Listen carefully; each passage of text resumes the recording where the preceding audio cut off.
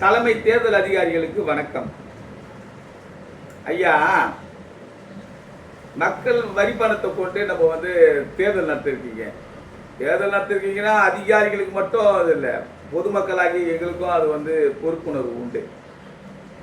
ஜனநாயக உரிமை நிலைநாட்டுறதுக்காக நம்ம தேர்தல் நடத்திருக்கோம். தேர்தலில் 234 தொகுதியில் நின்று தேர்தல் எல்லாரும் யாரெல்லாம் வெற்றி பெற்றாலும் அவங்களுக்கு பதவி கொடுத்தீங்க. அது முறையாக சட்டப்போறப்படி அவங்க பதவி ஏற்றுக்கினாங்க. தேர்தல் நடத்துறதுக்கு உண்டான கடமை மட்டும் தேர்தல் அதிகாரிக்கு இருந்தால் போதாது. இப்போ தற்பொழுது ராஜினாமா பண்ணியிருக்காங்க பத்தியா 3 எம்எல்ஏக்கள். அதிமுக கட்சி தாவல் அதுக்கப்புறம் 3 பேரும் ராஜினாமா பண்ணியிருக்கிறாங்க. இது சட்டத்துக்கு புறமான செயல். ராஜினாமா பண்ணுறது அவங்களோட உரிமை தான், இல்லைன்னு சொல்ல இருந்தாலும் சட்டத்துக்கு புறமான செயல் தான் நான் சொல்லுவேன்.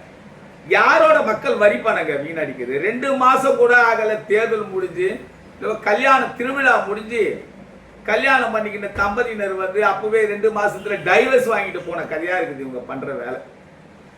இந்த 3 பேரும் மீண்டும் எந்த தேர்தலையும் நிக்க விடாம தடை உத்தரவு கொடுங்க ஐயா, தயவு செய்து. என்னோட ஆர்டரா கேட்கல, இது நீங்க அதை சிந்திச்சு செயல்பட்டு நீங்க அதிகாரிங்க உத்தரவிடலாம். அந்த 3 பேருக்கும் ஏன்னா இது ஒரு பாடமா மேற்கொள்ளலாம்.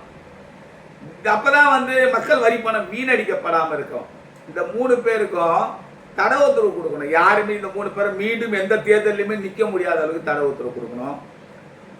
இந்த மாதிரி கட்சி தாவல்ல மாறினாலோ மக்கள் வரி பணத்தை வீணடிச்சாலோ அதுக்கு முழு அந்த ஃபண்ட் நம்ம கவர்மெண்ட்ல இருந்து எந்த அளவுக்கு பணம் செலவாயிருக்கோ அந்த தேர்தல் நடத்துறதுக்கு அந்த 3 தொகுதியில அந்த பணத்தை இவங்களால இழப்பீடா அரசாங்கம் திரும்ப பெறணும்.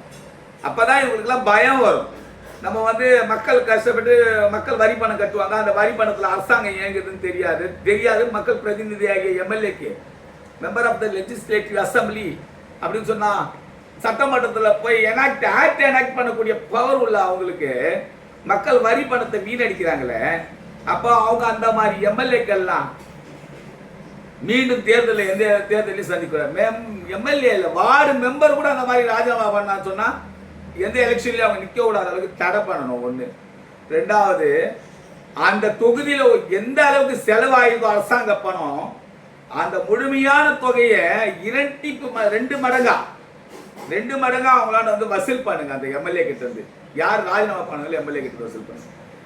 சிஎம் 2 தொகுதியில இன்னும் 1 தொகுதி விட்டு கொடுத்தாரு. அது சட்டத்துல இருக்கு, எனாக்ட் பண்ண ஆக்ட்ல இருக்கு. இவங்களோட உரிமை ராஜினாமா பண்ண உரிமைன்னா பதவியில பொதுவாக வாழ முடியலன்னா ராஜினாமா பண்ணிட்டு வீட்டுக்கு போகணும். கட்சி தாவலிட்டு அரசு வேற கட்சிக்கு மாறி இந்த மாதிரி எல்லாம் பண்றவங்க மேல தயவு செய்து நடவடிக்கை எடுங்க.